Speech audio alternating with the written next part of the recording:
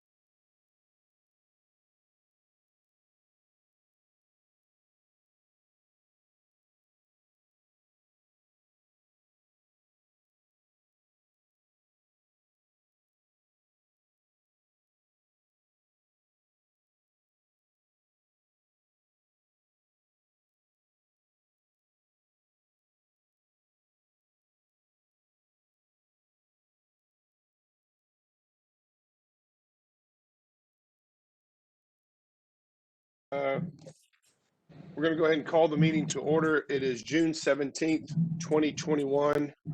It is 1:34 p.m. So we'll call the meeting to order. Let's stand and read the Pledge of Allegiance. I pledge allegiance to the flag of the United States of America and to the republic for which it stands, one nation, indivisible, under God, with liberty and justice for all.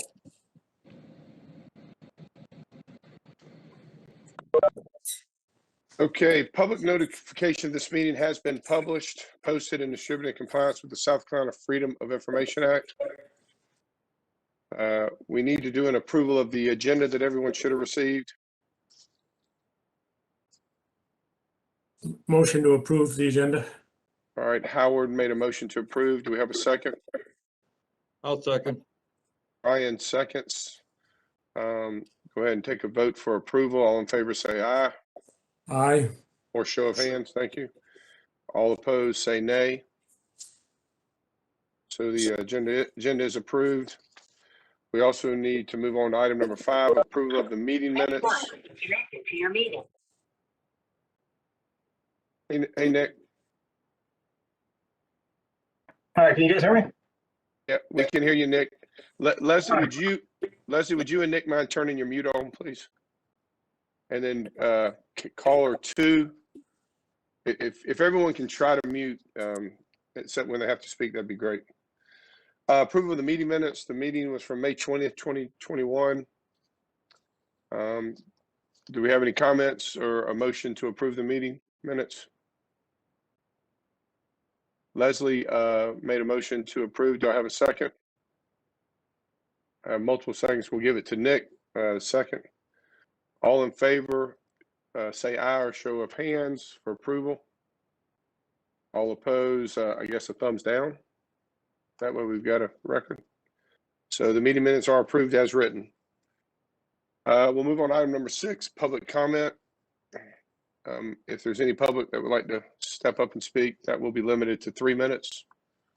So if the public would like to speak, go ahead and unmute, and you have the floor.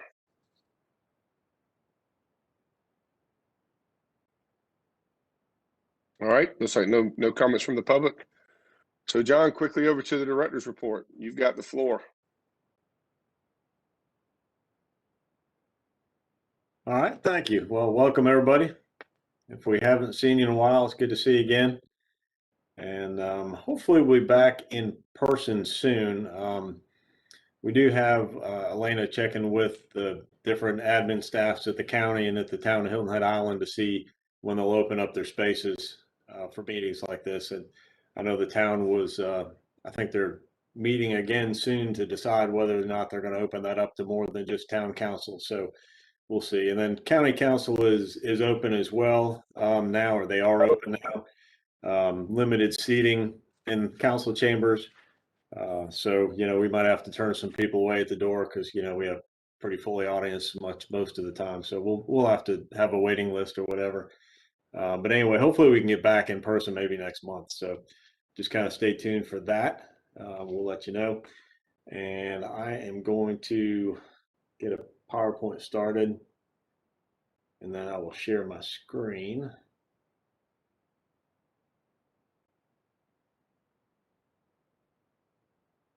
All right.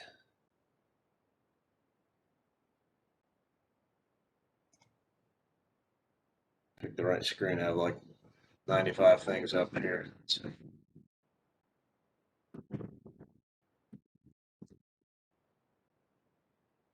All right. Hopefully everybody sees PowerPoint, right?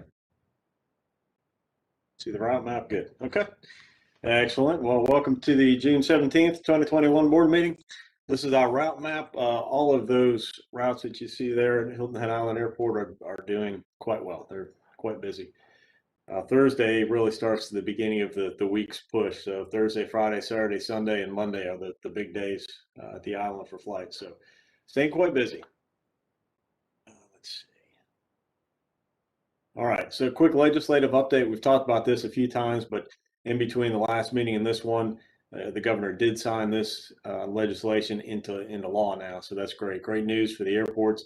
And this does have follow-on implications too. So this will help us as a state as years go by for the funding. So excellent news. There's a big step for the aviation fund. Okay, some photos for you. This is a pretty cool airplane that came in last week in ARW. Actually originated out in, I think it was Los Angeles County, if I remember correctly. Certainly not a nonstop flight from there, but a little charter service. Blackstone Airways is what it's called, but really beautiful, beautiful airplane that's been fully restored, and just a gorgeous airplane that came in. And then probably definitely the photo of the week and probably the month and maybe the year is this happened just about 2 hours ago.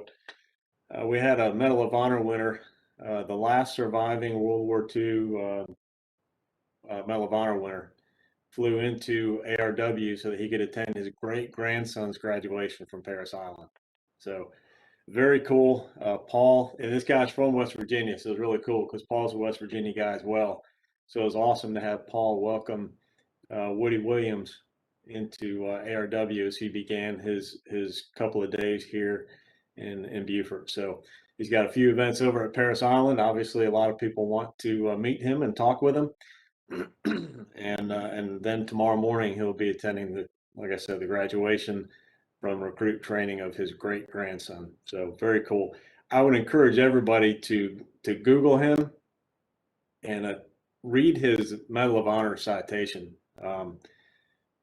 Just is pretty incredible. They don't build many like this guy. So check that out.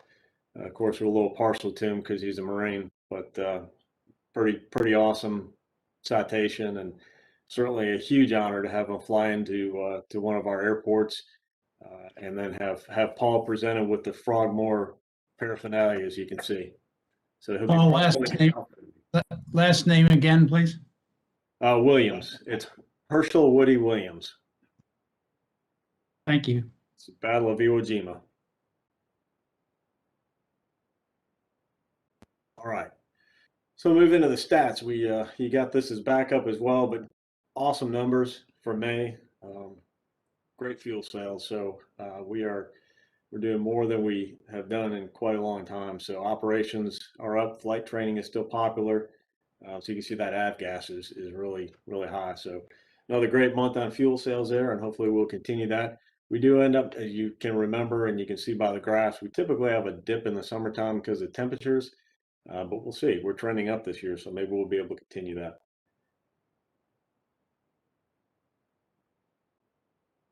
And there's your operations and total flow. Again, just don't pay attention to January. That had the skewed operational number there. So operations were actually a little bit lower in May, but fuel sales were up. So that's a good thing. Any questions on that? And I think we have Paul on board. So I'll just, Paul, do you have anything you want to add about ARW before we move on? No, sir. I think you covered everything. Thank you. All right, thanks. All right, so let's move along. Anybody else have any questions, comments about ARW before we move on to Hilton Head? Trey?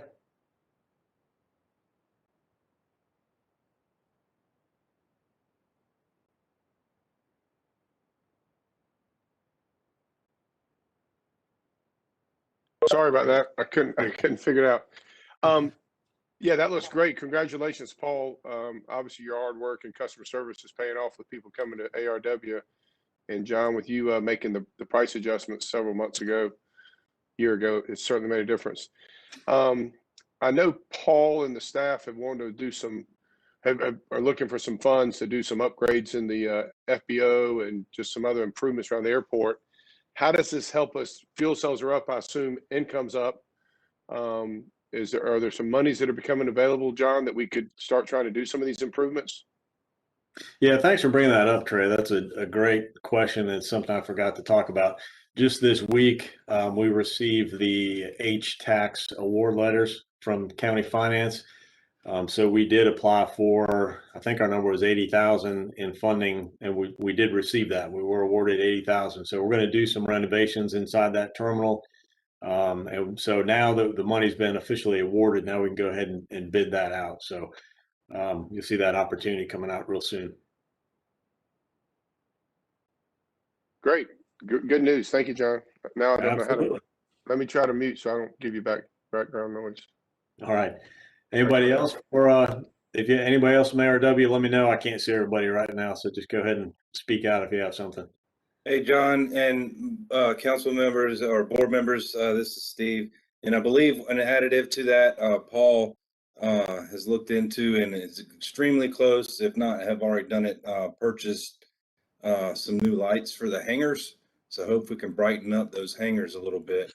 Trey, you have the beautiful hangar, and we're trying to make them all look like yours. So, but those, I think we can expect those to be coming soon and hopefully installed shortly after that. Yeah, thanks for that, Steve. All right, anybody else for ARW? If not, we'll head on to Hilton Head. All right, so we've been working for a couple of months. We had a couple of sessions with our staff to talk about, the culture of the airport, how we operate, and we decided to work on a vision and mission statement. So we got together with staff, I think it was towards the end of May, and we kind of finally came up with a vision mission statement. So I'll share those with you today. The vision for the Hilton Head Island Airport has become the most desired destination airport in the country. Okay, and I remember a vision statement is supposed to be kind of up there in the clouds. That's why I use this picture. It is kind of up there in the clouds, but it's a stretch goal. It's something that you may or may not ever actually be able to accomplish, but it sets your sights high, and it's bold. And we thought that kind of met those criteria, and that's what we're going to try to be when we grow up at Hilton Head. So that is the vision for the Hilton Head Island Airport. And now we'll move on to the mission statement. And the mission statement is more of a guiding statement that helps you reflect on what you do on a day-to-day basis. If you ever have decisions to make, you can refer to the mission statement and decide whether or not it lines up, and then you proceed or you don't proceed. But the mission statement is to provide a safe and efficient air travel experience that conveniently connects people to places. We achieve this through teamwork, professionalism, and warm Southern hospitality. Okay, so it's what we do, who we do it for, and how we do it. Questions, comments? All airport employees are going to be required to have these tattooed somewhere on their bodies before the end of the month, so. Not really. All right, good. So that was good. That was a big piece of work that we got done, and we're going to, the next focus is going to be for ARW. So do the same thing over there so that we've got a vision and a mission there. The two airports are pretty distinctly different, and so we wanted to make sure that we didn't combine the two. I think they each deserve their own. So we'll be working on that next. All right. So a few notes on Hilton Head. I'm going to be briefing Public Facilities Committee on Monday afternoon. Stu, I apologize. You heard the same thing yesterday. You'll hear it again on Monday. So you'll be totally up to speed by the time we're done with all this. But as you know, we've had a huge surge of travelers already this year. And in fact, in May, we put over 46,000 people through the terminal. Just to give you a marker for that, in 2017, the entire year, we put 54,000 people through. So we almost did that in the month of May this year. So we're pretty busy. And you may have seen some of the pictures, you might have read some of the articles, you might have seen some of the Facebook comments about people who are standing in long lines at the airport. I will tell you that is being experienced around the country right now, at least in destinations. I received an email just about an hour ago from one of our consultants, and she had heard from a client in Florida down at Fort Walton Beach that they're experiencing the same thing. You know, they've got backups at their TSA checkpoints. They've got people who arrive 3 hours early and still miss their flights because checked baggage can't get screened fast enough to make it on the airplane, and there's TSA personnel shortages and airline personnel shortages. So we do have that at our airport. It's happening at all destination airports right now. So what we're trying to remind people is you'll hear pack your patience quite a bit. We're asking people to pack your patience and exercise good Southern hospitality. That's two things that are very, very important. But the airport's already implemented a few items to help out with the surge, and we felt it was important for us to look at our operations, at our infrastructure, and to see what we could do to kind of help out with the lines and the waiting, and people get a little bit anxious whether they're coming or going. So what we've done so far is just some serious coordination with both TSA and the airlines. And typically you don't make that a bullet item. You're coordinating with your stakeholders. Well, big deal. Everybody coordinates with their stakeholders. You should. But we're really coordinating with them. I mean, we're down with them every single day, talking with them, meeting with the Federal Security Director, walking through the terminal with him, going through the process with him, looking for places in the wall that we may knock out to make more room or change, a flow of people, all those kinds of things. Talking about hiring, talking about their process of retention bonuses and things like that for TSA employees. But everybody's really working hard to try to properly staff and then manage the surge. On the TSA side, we do benefit from, on the weekends, Friday, Saturday, and Sunday, TSA receives additional people from the Columbia Airport to Hilton Head Island, because we're actually usually putting more numbers through on the weekends than Columbia is. So they do augment our staff here, the TSA staff here. And then with the airline station managers, that's critically important too, because they're actually moving the people. They have to load the bags, move the people, and get the airplanes turned around. So we're staying in close contact with them. And I can let you know as well that I spoke with our consultant who does the air service development for us, And he's been in touch with all the network planners from the airlines to ask them to kind of look at the schedules and reevaluate the schedules. And granted, some of those are set in stone already because of advanced ticket sales and things like that. But we've asked them basically if there's any possible way they can put some light in between some of these flights, a little bit of breathing room that would be appreciated by all the stakeholders, including their own employees, we think. We thought it was safe to speak for them. Because some of these airplanes are, they're turning them in about 30 minutes, and there's 2 more ready for the gate when they send one away. So it gets pretty busy. A day like today, we're launching and recovering airplanes just constantly from about 11 o'clock in the morning till about 4:30 in the afternoon. So it's pretty steady. So coordinate with all of them. We also have updated our FID screen. So that's a screen in the terminal that shows all the arriving and departing flights. And we've added a screen to that. So every 30 seconds, a new screen rotates and it says TSA is now screening, and it lists up to 3 flights, no more than 3 flights. And those are flights that would be departing within the next 60 minutes. And so TSA is screening people according to that screen.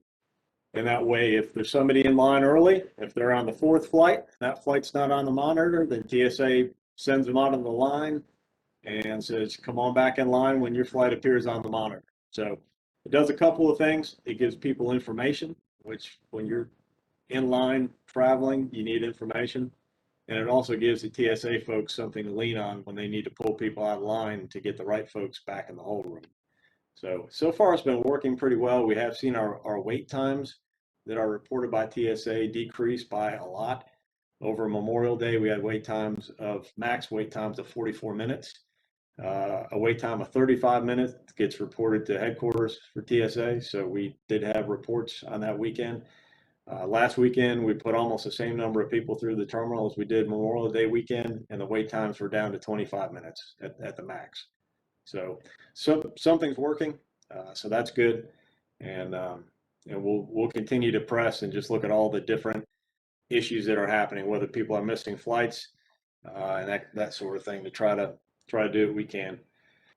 And along with the FIDS updates, we have a new public service announcement in the terminal that explains that screen. So it tries to draw people's attention to that screen. So it's not just a visual thing, but it's also something that they'll hear and hopefully look around the terminal to see that and realize that if their flight is not on that screen as being seen at the checkpoint, then they're encouraged to relax and wait for their number to come up. So there's no need to be standing outside down the sidewalk in a line just because a line is there. They're not going to get anywhere if their number is not on that screen.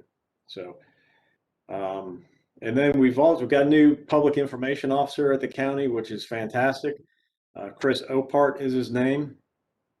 He's a retired Army officer, public information officer from the Army, and he's already making a big difference with the county. He's just been on, I think, about 2.5, 3 weeks now. And he came to the airport on Tuesday and met with Steve and me, and we went through the terminal, and he's going to coordinate with us, with the county channel, and kind of help out our website and social media to try to come up with some kind of those important informational bullets that travelers need to know. So we'll continue to work with him. So that's definitely a plus for us. We'll be installing a new monitor, and I don't know, Steve, you can tell me when that's happening. I know we've got it all wired up and everything, but I'm not sure when that's actually being hung. Can you tell us that?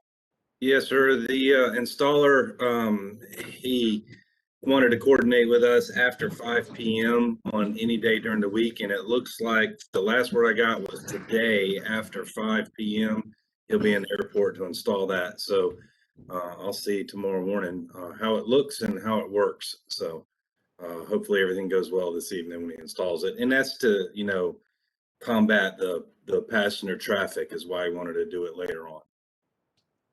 Right. And what that monitor will display will be, we'll probably have some ads on there. We can sell some ad space, but also the important piece that'll be on that monitor will be kind of the light at the end of the tunnel that we're saying. It will be renderings of the new terminal building with the project expansion. So when people are standing in line and they're seeing that it's crowded and packed and maybe there's some construction going on around them, they'll be able to see what's coming in the next couple of years. So hopefully that'll help as well. And then as far as ground transportation goes, we're continuing to try to move folks off of the sidewalk out front. We want them to get to their final destinations as quickly and painlessly as they can. We influence that only to a certain degree. There's only so many cabs and Uber drivers that can be in. We're encouraging resort shuttles to swing through if they can pick up passengers who have arranged transport. Come on through, and we welcome you picking people up and taking them out of the crowd. And we're also coordinating with the Breeze, the trolley that operates on the island through Palmetto Breeze. The Breeze has set up a service whereby they almost act like an Uber, so to speak. Passengers can arrange in advance a pickup by a Breeze trolley. There's a small fee involved for that. It's really pretty inexpensive, but this is the trolley system that operates on the island, and they'll, with advance notice, they will break free of a route and come and pick people up at the airport. So anything that we can do to increase flexibility and options for folks who are trying to get from the airport to their destination is what we're trying to do.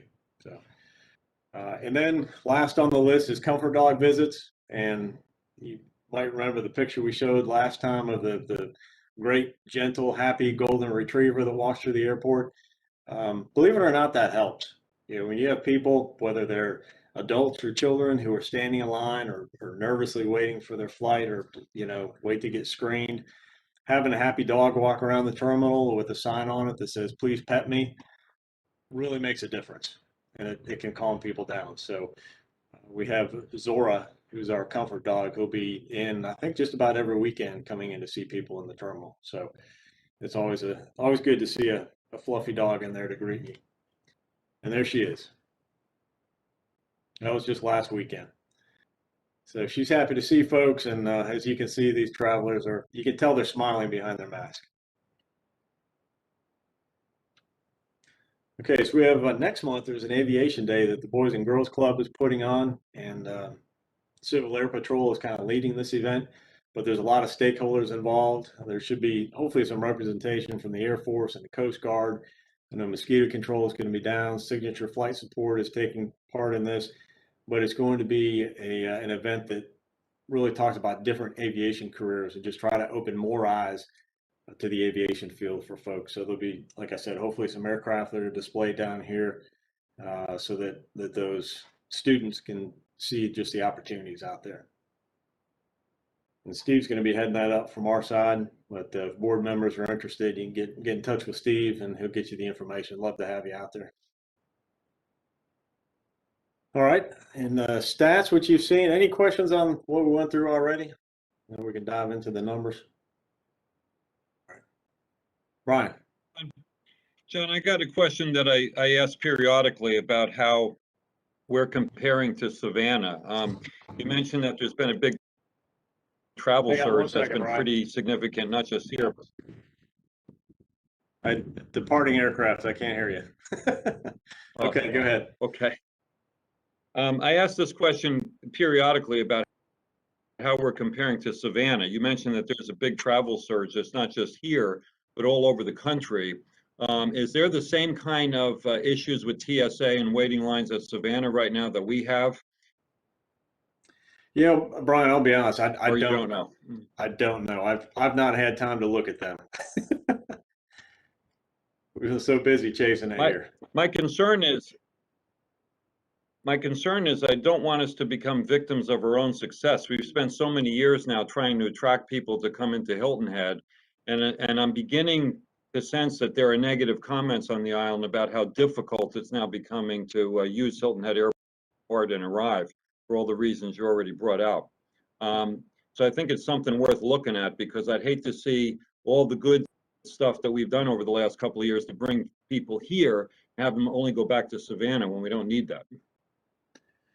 Yeah, you're right. And there are some comments there that we've heard as well via social media and otherwise.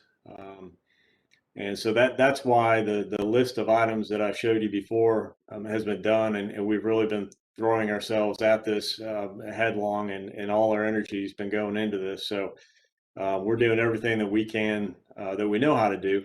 And we're also working with county council and county administration to work on other things and really hopefully to speed up the final plans and then the construction of the new terminal, because we think that's going to be a help as well. But we'll do our best to manage the crowds. Every idea that we hear, we're throwing at the wall, and some of them stick and some of them don't. But we're trying to do what we can to make folks understand. Well, I guess another good update there. We just got a signed contract for the concessions group that'll be coming in. So that'll be happening probably in the next few weeks. It shouldn't be too long before they move in. They've already been working at setting up some of their infrastructure. So the other good news story is, as people are waiting, or if they've had to wait on the taxiway before they get a gate, when they come in the terminal, there'll be cold drinks and some food available for them as well. That's definitely several steps up from the vending machines. John, you mind if I jump in for just a second on that? One other thing I wanted to mention is yeah, go ahead, Steve, but I have one more comment when you're done. Yes, sir. Sorry about that, Brian. If I could add to that, I know John is extremely busy, but I've been in contact with Myrtle Beach International, and they have 3 checkpoints, and they are seeing the same, if not more, frustration with the long lines and the confusion. I think their word was confusion, and that's why we're trying to nail down the communication piece. And I also speak to a lot of feedback comments. I prefer to call them back and kind of give them the story of the airport here in Hilton Head. And when they say they're frustrated and they're going to go to Savannah, sometimes, and I've gotten 3 or 4 of them in the past 2 weeks, they come back to me and say, yep, Savannah's just as bad. We're going to stick with Hilton Head. So just the public comments are, their initial thought is, I'm upset. I'm going to go to Savannah from now on. And then when they do go to Savannah, they realize that this is not just a Hilton Head problem. It's a nationwide problem. So that's just a little extra on top of your question.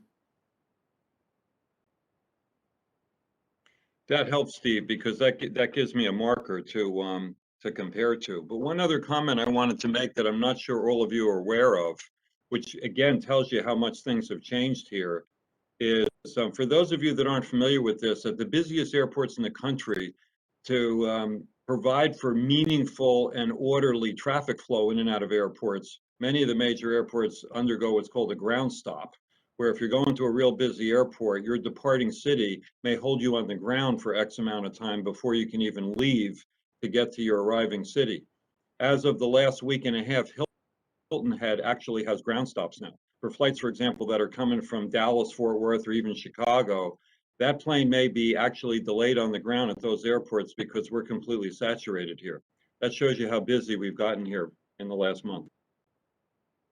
Yeah, that's a good point, Brian. I know we had a ground stop over Memorial Day, and it was the first ever that we've had that was caused by us and not by somebody else. So we had 9 aircraft on the ground, 9 commercial aircraft on the ground at one time. We can gate 3. So if there's anybody out there who doubts that we need a new terminal, hopefully we're opening the eyes. we need it as fast as we can. Thank you for that, Brian. Good questions and comments there. All right, so we've got the stats up on the board now, so you can see those. Both avgas and jet continue to trend up year over year, and in general up. And then here's your commercial jet fuel. That's an incredible surge in commercial jet fuel. And that just shows you we're doing 144 commercial flights a week. I thought we were busy 2 years ago when we were doing 65 or 67. We're doing 144 a week now. Incredibly busy. Signature, I don't know if Signature's on the line, but I've got to tip my hat to them again because they're fueling every one of those, plus all the general aviation aircraft. So they are constantly making sure that they've got plenty of fuel. So, we don't need any more pipeline hacks and things like that because we got to have every drop of fuel here. You can see what that total flow is like for the month of May, over 400,000 gallons. And then your enplanements and deplanements. Again, I mentioned those total numbers for May were over 46,000 people through the terminal.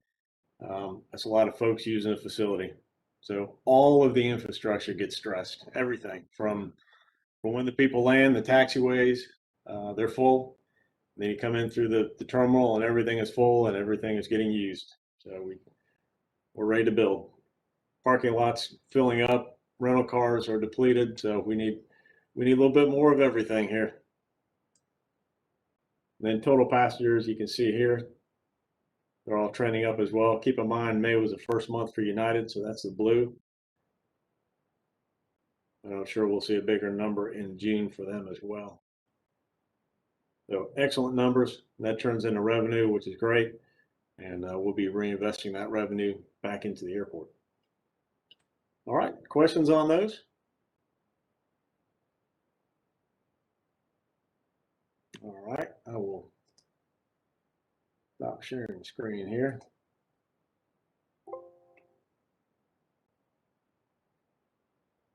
All right, we should be back, and that finishes up my report, Mr. Chairman. Back to you.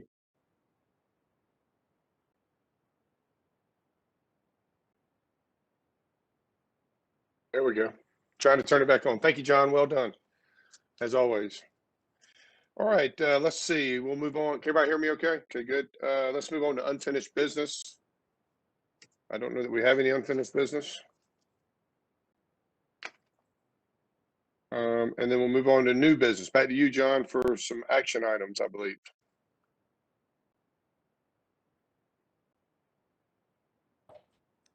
Yes, we do have, let's see, I think we've just got, everything's back up here. Yeah, so the only action item that we need your vote on this month is for the janitorial service. Again, like I go back to the number of people going through the terminal, every piece of our infrastructure is being stressed. And the existing janitorial folks, the staff, they work with a countywide contract. They're a big firm that works in multiple states, but sometimes you get some good things with a big firm and sometimes you get some not so good things with a big firm. So we're seeing a lot more not so good than good. So we're letting the big firm go. We've broken away from the county contract on that and we're going our own way. So we actually did this one time and we did not get what we're after. We got more big companies looking at it and frankly, really not able to commit to what we needed for a level of cleaning. And so we canceled that bid. We didn't accept any of the offers. And we're going to work with, at least on a short-term basis, on a kind of a fill the gap basis, a local company that's been in and has watched the terminal operations. They understand how things work. So Low Country Commercial Services is a group that we've chosen to work with on kind of a month-to-month basis for a max of 90 days while we rebid this opportunity again and see who else might be interested. But these guys have committed to be able to provide the level of service that we need in the terminal. As you can imagine, putting that many people through on a daily basis, the terminal requires nonstop work, and that's not what we're getting out of the old firm. So that's what we're after. And so this will go from you then on to Public Facilities Committee on Monday. John, I got a question. So the 90-day proposal that you show is $695 a day. Do we know how that breaks out to what we were spending with the previous company? Were we able to break it out per HXD? How much was being attributed for the cost previously? Yeah, this is significantly more expensive than the existing contract, but the existing contract was getting us probably about, I'd be generous to tell you we're getting 20% of what we needed. So yes, this is more expensive. This is what do we figure? I think this is, Steve, correct me if I'm wrong. I want to say it's somewhere around 60,000, I think, for the 90 days. 62,505. Yeah, thanks. I didn't have it right in front of me. Yeah. And does that include waste disposal for the 62,505, or is that a separate contract? But we've already got that separately contracted. Okay. And I assume that after 90 days gives you time to obviously put some bids together. I assume you sent out a request for pricing. Right. Okay, good. Well, and hopefully Low Country will do a good job and then maybe put their bid in 90 days for a long term. Correct. All right. So I need to, I guess the first thing we should do is we should open it up for, we need to vote on this, correct, John? Yes, I do need your go ahead on this. Okay. All right, so I think the first thing we should do is open up the floor for any discussions or questions. If anybody has any questions or discussion for this item. All right, appears there's no questions. So we need a motion from the floor to approve the 90-day proposal 62,505 for the Hilton Head Airport janitorial services with Low Country Commercial Services. This is designated an emergency purchase just because of the desperate need for it. I have a motion from anybody?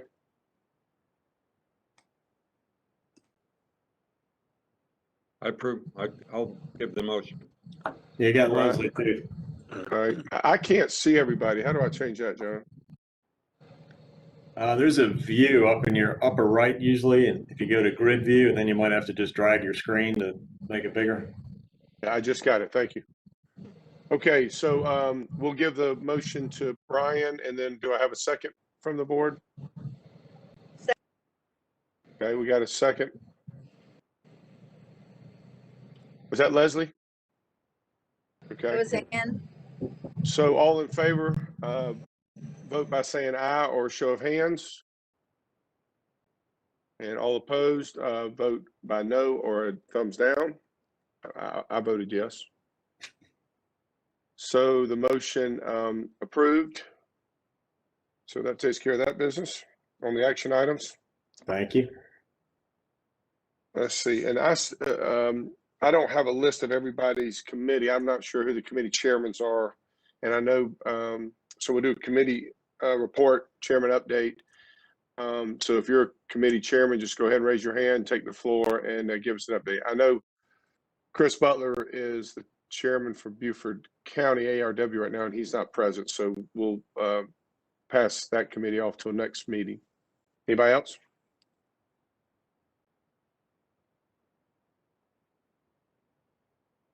No updates from committees? And so let's do this for the next meeting, whoever the committee chairmen are, let's put maybe some actions together, some ideas, some wish list of some items that we're going to be working on over the next several months.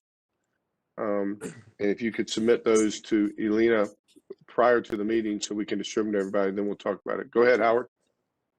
Trey, I'll send you a list of all the committees and the members. Thank you. So you'll have it for next month. Thank you. Yeah, I don't have that. All right, item number 12, citizen comments. If there are any citizen comments from the public, again, that we'll recognize you, introduce yourself, who you're with, and then you'll have 3 minutes to speak. So the floor is open for any citizen comments.